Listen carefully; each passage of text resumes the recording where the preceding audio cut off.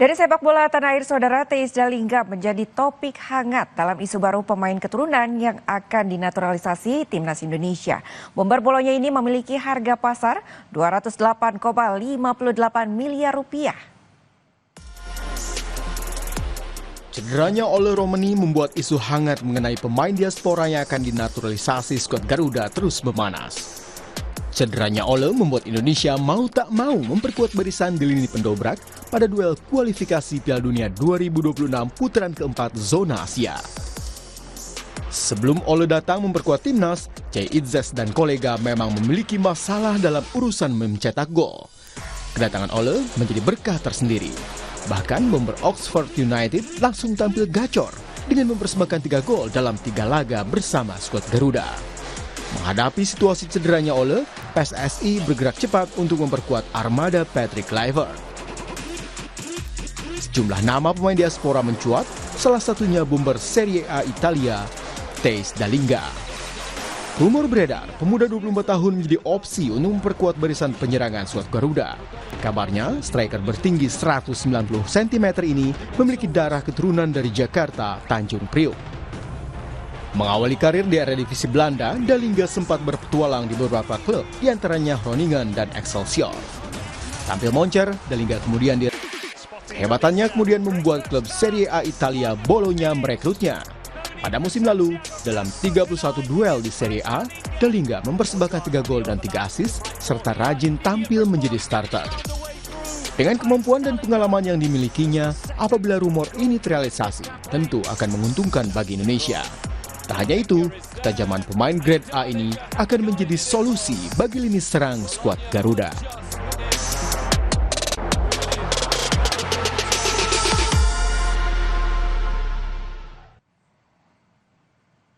Hadapi Thailand di semifinal Piala AFF U23, pelatih timnas U23 Gerald Vandenberg tetap optimistis meski kemungkinan kehilangan pemain penting di lini tengah. Sementara Thailand tidak hanya mewaspadai penggawa merah putih, tapi juga supporter Garuda yang berpotensi menekan mental anak asuhnya. Indonesia akan menghadapi Thailand pada semifinal Piala AFF U23 2025 Jumat malam. Berstatus juara di grup masing-masing, duel ini tentu akan jadi tontonan yang menarik. Sayang, timnas U23 akan kehilangan pemain kunci di lini tengah, Tony Firmansyah. Kondisi ini jelas tidak menguntungkan bagi Garuda Muda. Pelatih timnas U23, Gerald Vandenberg, tengah bekerja untuk meramu strategi menghadapi Thailand, tim yang tak bisa dianggap enteng. I think that we see Thailand and they are a very strong team and I think it's always difficult, how to play against them. We have to prepare ourselves and we know that they have a strong midfield, strong attack and the defensive is good. So we have to prepare ourselves and try to find possibilities to beat them. Di sisi seberang, Thailand sejatinya tidak terlalu istimewa di turnamen ini. Menang 4-0 atas Timor Leste di partai pembuka, skuad Gajah Perang Muda berbagi poin 1 dengan Myanmar di laga kedua. Namun Thailand tetaplah Thailand yang selalu menyulitkan langkah Indonesia. Pelatih Thailand Tawa Chai bilang skuad Indonesia memiliki kualitas.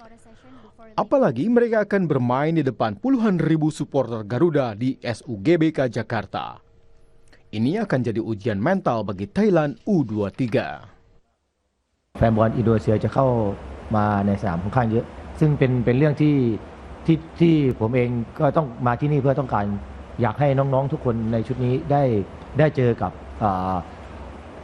ได้เล่นท่ามกลางกับแฟนบอลที่ค่อนข้างจะเยอะแน่นอนครับด้วยความกดดันหรืออะไรต่างๆอยากให้เขาได้มีประสบการณ์ในตรงนี้แล้วก็ถ้าเขาผ่านพ้นตรงนี้ได้ผมเชื่อว่าในเรื่องของสภาพจิตใจเขาในการจะเล่นในทัวร์นาเมนต์ต่อไปข้างหน้าผมเชื่อว่าตรงนี้จะเป็นประสบการณ์ที่ดีสำหรับพวกเขา Laga Indonesia melawan Thailand akan digelar Jumat malam di SUGBK Jakarta. Pemenang dari duel ini akan melaju ke final, menantang pemenang laga antara Vietnam dan Filipina.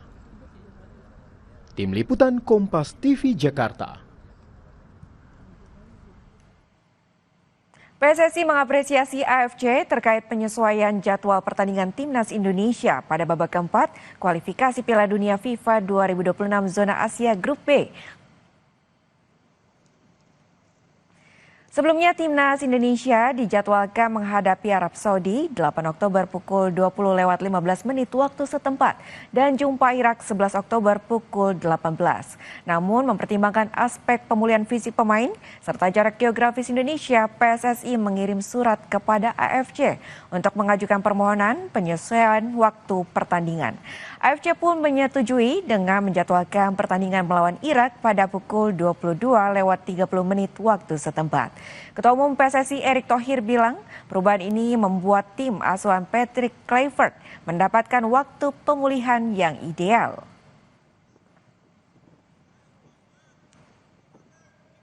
Tentu pukul 6 itu karena recovery-nya kita tidak cukup. Ya, memang ada aturan 48 jam. Ya, itu kita hitung juga lebih sedikit.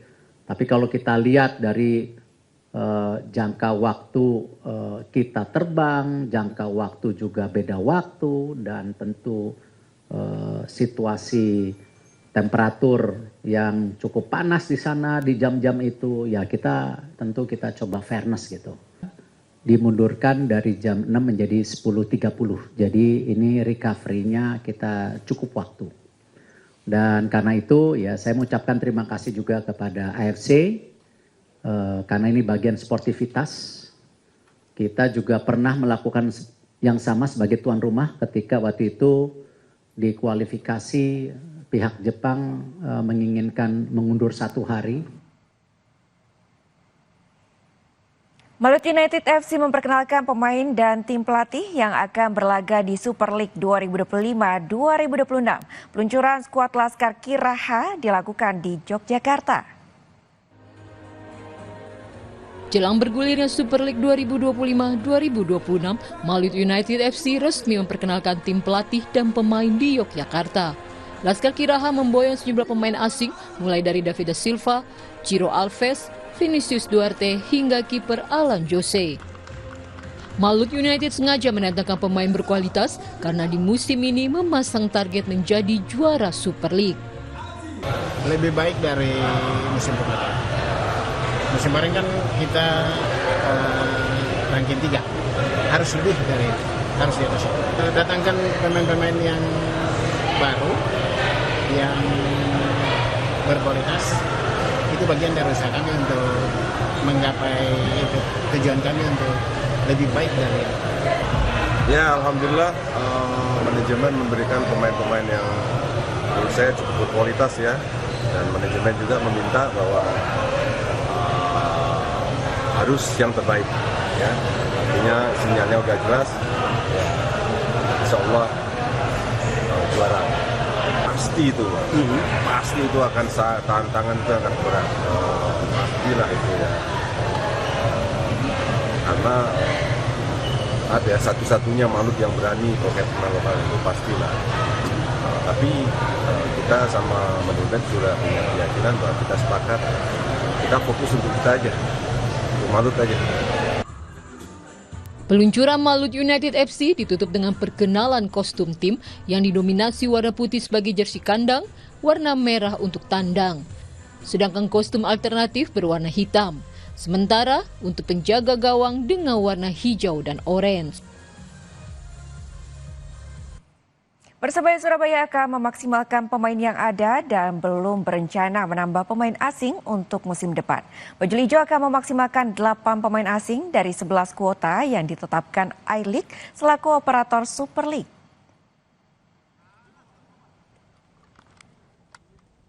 Persebaya Surabaya secara resmi telah mengumumkan skuadnya untuk mengarungi kompetisi Super League musim 2025-2026. Dari sekitar 27 pemain, ada 8 pemain asing yang akan memperkuat tim Bajul Ijo. Persebaya belum berencana menambah pemain asing sesuai kuota yang diberikan I-League selaku operator kompetisi. I-League sebelumnya memberikan kuota 11 pemain asing dari maksimal 8 pemain yang bisa bermain dalam satu pertandingan. Mengenai penambahan pemain, sang pelatih Eduardo Perez bilang bukan kapasitasnya berbicara mengenai hal tersebut. Keputusan diserahkan sepenuhnya kepada pihak manajemen. I am no one, for to speak about that. Really, our club have the same idea from the first moment. So, but I am no one for speaking about that. I have one squad inside the training room. We will train him today. If you ask me everything about this player, perfect, but I don't want to speak about another player. Dari 8 pemain asing, Mihailo Perovic sebagai nama terakhir yang bergabung bersama skuad Bajul Ijo yang diproyeksikan untuk pertajam lini depan. Mahendra Triginanjar, Kompas TV, Surabaya, Jawa Timur. Turnamen golf internasional The Indonesia Pro Am akan kembali diselenggarakan pada 10 September 2025 untuk memperebutkan total hadiah 2,4 miliar rupiah.